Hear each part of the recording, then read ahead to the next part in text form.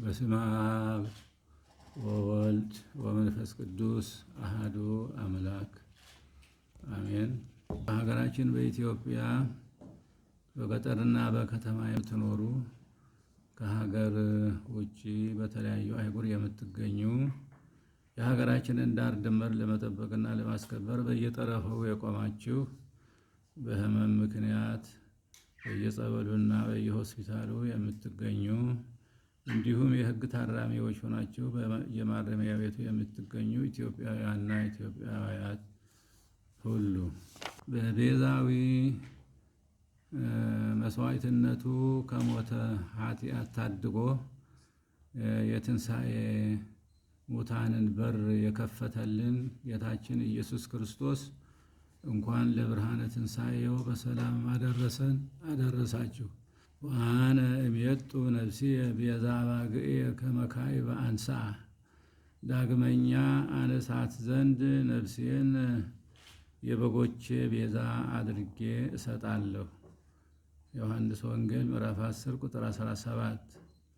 ጌታችን አምላካችንና መድኃኒታችን ኢየሱስ ክርስቶስ በሰብአዊ ክዋኔው ሰው ቢሆንም በመለኮታዊ ክዋኔው የአብና የመንፈስ ቅዱስ ቃል ወይም ወልደ እግዚአብሔር ነው።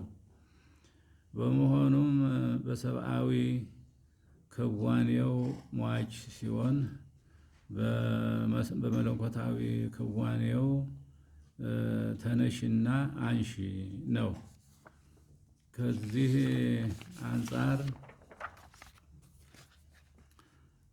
ስግው ቃል ሁለቱንም ተግባራት በአንድ አካልና ክዋኔ የመፈጸም ስልጣን አለው።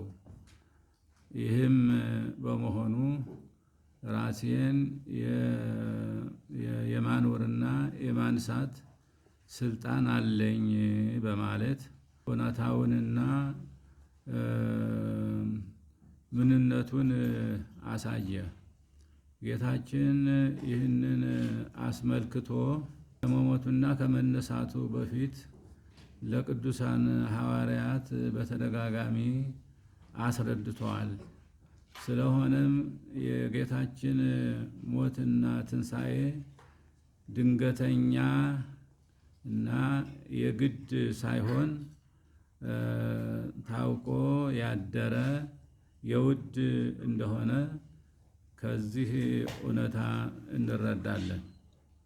ጌታችን ይህንን ተግባር በውድ ፈቃዱ የፈጸመው በእግዚአብሔር አሰራር ከዚህ ውጪ የዓለም ድህነት የሚከናወንበት እድል ስለሌለ ነው።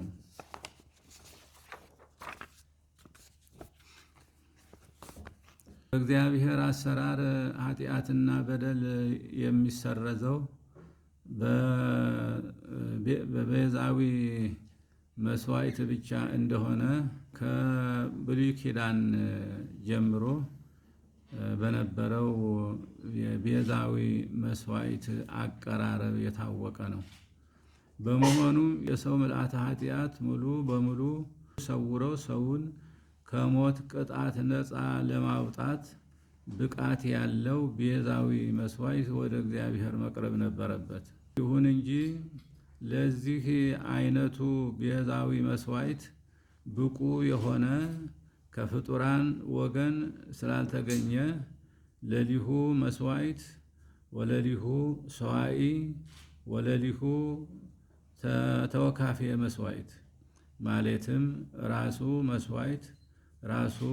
መስዋዕት አቅራቢ ሊቀ ካህናት ራሱ ተወካፌ መስዋዕት አምላክ ሆኖ የቤዛነታችንን መስዋዕት ለራሱ አቀረበ። በዚህ ቤዛዊ መስዋዕትም እኛን ከሞት ቅጣት ነፃ አደረገን። ትንሣኤያችንንም በትንሣኤው አበሰረ። በክርስትና ሃይማኖት የሚገኝ ፍጹም ድህነትና ነፃነት በዚህ ቤዛዊ መስዋዕት ላይ የተመሰረተ ነው። የተወደዳችሁ የመንፈስ ቅዱስ ልጆቻችን ምእመናንና ምእመናት፣ ጌታችን በትንሣኤው ትንሣኤያችንን ሲያበስረን የትንሣኤ ሰዎች ሆነን በመንፈስና በሞራል በማደግ ብርሃናተ ዓለም ልንሆን እንጂ እንደገና የጨለማው ኃይል መሳሪያዎች ልንሆን አይደለም።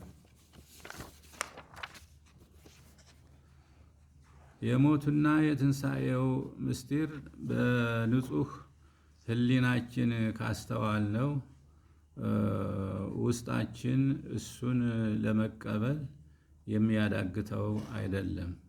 ከዚህ አንጻር በትንሣኤው አምነን ትንሣኤያችንን እየተጠባበቅን የምንገኝ ሕዝበ ክርስቲያን በቅን አስተሳሰብ በርቱዕ አእምሮና በኃይለ ሃይማኖት እየታገዝን ጨለማውን ዓለም ወደ ብርሃን ለመለወጥ መጣርና መትጋት ይጠበቅብናል። የጨለማው ዓለም መንፈስ ሊያጠፋን ካልሆነ በቀር እንደማይጠቅመን በተጨባጭ የምናውቀው ነው። ወደድንም ጠላንም ያለን ብቸኛ አማራጭ ብርሃንን መከተል ነው። እሱም እግዚአብሔር ነው። በብርሃን የሚመላለስ ሁሉ እንደማይጎዳ በእግዚአብሔር የሚኖር ተጎድቶ አያውቅምና ነው። ዓለም እንዳጠቃላይ በጨለማ ተውጦ ሲተረማመስ የምናየው ከብርሃን ይልቅ ጨለማን ምርጫው ስላደረገ ነው። ስለሆነም የኛ ምርጫ ብርሃን የሆነውን እግዚአብሔር እንዲሆን የቤተ ክርስቲያን የዘወትር ጥሪ ነው። በመጨረሻም ትንሣኤን በዓል ስናከብር ዓለም በክፋቱ ያጨለመባቸውን ወገኖች ጦማቸው እንዳይውሉ ካለን ከፍለን የተራቡትን በማብላት የተጠሙትን በማጠጣት የታረዙትን በማልበስና የዕለቱ ደስታ ተካፋዮች እንዲሆኑ በማድረግ ቀኑ ለሁላችንም ፍጹም ብርሃን ሆኖ ይውል ዘንድ ክርስቲያናዊ ግዴታችንን እንድንወጣ ጥሪያችንን በእግዚአብሔር ስም እናስተላልፋለን። መልካም የትንሣኤ በዓል ያድርግልን። እግዚአብሔር ኢትዮጵያንና ሕዝቦቿን ይባርክ። ወስብሐት ለእግዚአብሔር አሜን። ሚያዝያ 4 ቀን 2018 ዓ.ም አዲስ አበባ ኢትዮጵያ